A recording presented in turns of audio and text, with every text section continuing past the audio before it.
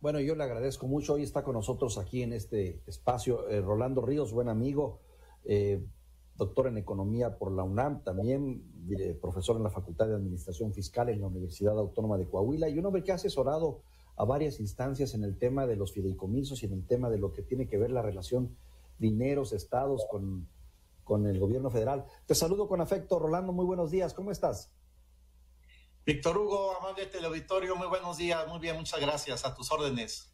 Rolando, trátanos de explicar, por favor, de manera muy sencilla, porque a veces como ciudadanos nos perdemos en estos vericuetos que se dan entre la Cámara de Diputados, la Cámara de Senadores, que si es la reforma fiscal, pero sí es la reforma fiscal, pero con algunos asegúnes. ¿Qué se está discutiendo? ¿En qué situación está? ¿Y cuál es tu impresión, Rolando? Así como me lo explicaste a mí en algún momento, con bolitas y con canicas, como dicen los jóvenes, ¿no? Para tratar de entenderlo. Mira, Víctor Hugo, el problema principal es que tenemos una rigidez en el ejercicio del gasto público.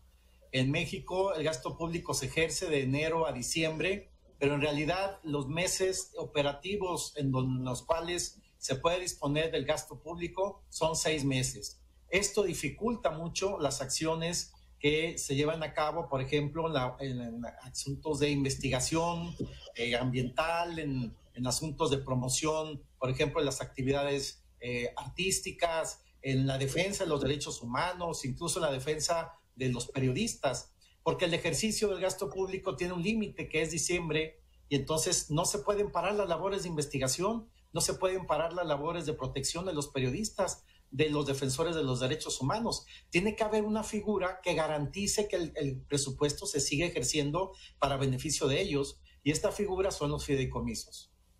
Por desgracia... Mira, qué interesante. Sí, adelante, adelante, sí, adelante, sí, claro. Sí, gracias. Por desgracia, los fideicomisos, digamos, de esta buena acción que es hacer eficiente el uso del presupuesto, pues caímos en lo contrario, que era justamente en el ejercicio opaco del gasto, en el ejercicio poco transparente del gasto, porque mientras hay muchas necesidades, digamos, sociales, había dinero, había recursos financieros depositados en los fideicomisos que no se ejercían o que se ejercían, digamos, con reglas demasiado laxas. Digamos que de un beneficio que tenían los fideicomisos al principio se pasó a otro en el cual definitivamente pues se requiere una transformación de estos a fin de que el gasto público sea ejercido de una manera más transparente. Ahora, ¿esto se da en todos los fideicomisos o fueron algunos y podríamos decir que ahora están pagando justos por pecadores? Sí, definitivamente en todos los casos se tiene que hacer análisis pormenorizados y análisis que tengan que ver con las características de un gasto. Mira, te pongo un ejemplo. El fondo sectorial CONACYT, Secretaría de Energía, tiene dos fondos. Uno que es el de hidrocarburos y el otro es de sustentabilidad ambiental. El fondo de hidrocarburos estaba indexado a los ingresos petroleros. Entonces el 0.00 tanto por ciento de ingresos por barril de petróleo se iba a ese fondo que iba a garantizar la investigación para cuestiones de hidrocarburos. Es tan mala la operación de ese fondo que actualmente tiene 13,000 millones de pesos guardados en ese fondo. 13,000 millones de pesos.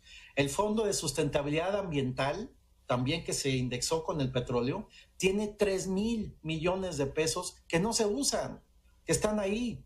Entonces es imposible así cumplir con la labor que tenía el fondo, que era garantizar la investigación en materia energética y sobre todo de sustentabilidad. Y hay otros fondos que por sus características requieren más apoyo. ¿Cómo es posible que un fondo de educación tenga 47 millones de pesos o el fondo ambiental no supere los 100 millones de pesos? Entonces sí se necesita hacer un análisis pormenorizado de cada uno de ellos para saber en dónde ha sido eficiente y en dónde no se ha sido eficiente. Oye, estaba yo escuchando al secretario de Hacienda que, por ejemplo, en el caso del Fondem, que tanto hemos cacaraqueado y dicho, oye, nos lo van a quitar y tiene que ver con la cuestión esta de prevenir los desastres o a paliar los efectos de los desastres naturales, pues ahora resulta que no hay fondos, que al contrario, está en números rojos el Fondem, por ejemplo. ¿A eso te refieres, Rolando? Sí, sí, porque los fondos desgraciadamente no captan recursos de fuera, Víctor Hugo, sino que son recursos propios del presupuesto que no ejercen las secretarías de Estado.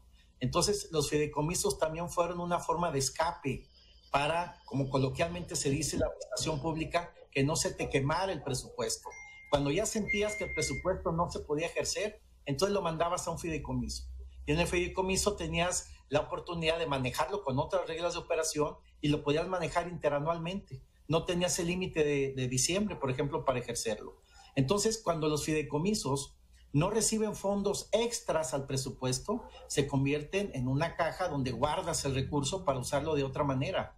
Lo importante es que los fideicomisos funcionen recibiendo dinero, por ejemplo, de particulares que puedan tener un trato fiscal favorable, de deducibilidad, por ejemplo, de sus aportaciones, como pueden ser los fideicomisos para el cine o los fideicomisos para la cultura en general, que reciban estos fideicomisos recursos de los particulares, que los particulares reciban una deducibilidad por estas aportaciones, pero que no dependan del propio presupuesto público, porque sucede como ahorita, si Hacienda no le manda recursos a la Secretaría de Gobernación, la Secretaría de Gobernación no va a dedicar recursos a el Fondo de Desastres Naturales. Esa es la realidad. En este momento se está discutiendo, bueno, tengo entendido que se aprobó la miscelánea fiscal al tiro de las 6 de la mañana hace un momento en la Cámara de Diputados. ¿Qué es esto? Rápidamente, así explícanos de manera sencilla, Rolando, y qué es lo que sigue ahí. Pues la miscelánea fiscal es la obligación que vamos a tener todas las personas, físicas o morales, de contribuir al gasto público de alguna u otra manera.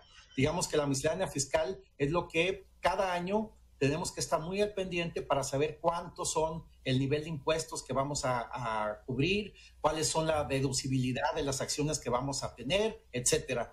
Básicamente la propuesta de Hacienda quedó igual, no hay aumento en los impuestos, se retiró la cuota especial que se le iba a hacer al IEPS, iba a ser una cuota extra que se iba a cobrar en el impuesto especial de productos y servicios, se retiró esa propuesta de Hacienda.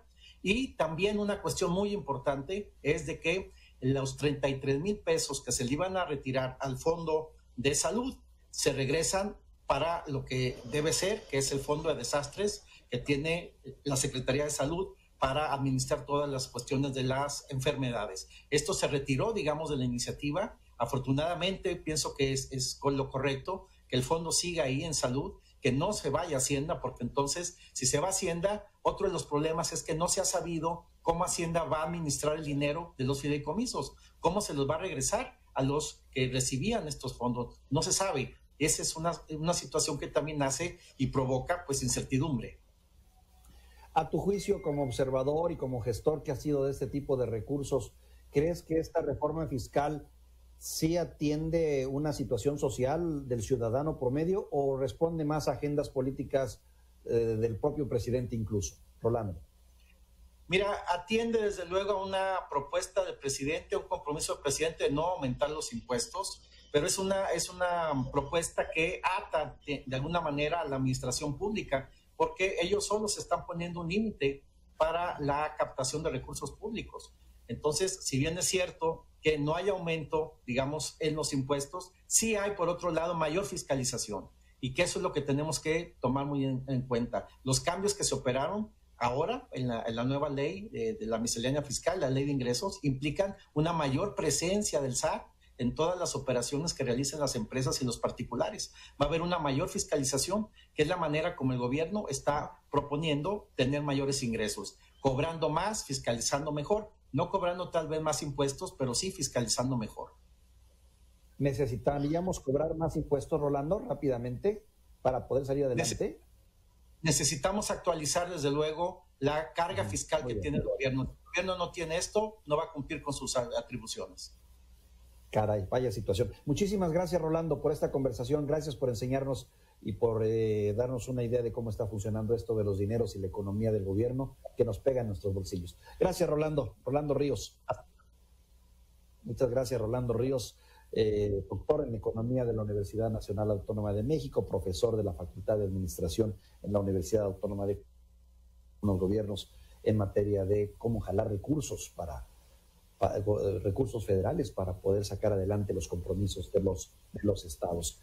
Es un tema que está en este momento y precisamente al filo de las 6 de la mañana estábamos escuchando la información, viendo la información, pues se habría ya aprobado esta miscelánea fiscal en la Cámara de Diputados, ahora pasará a la Cámara de Senadores. En fin, vamos a una pausa breve, son las 9 de la mañana en punto, volvemos.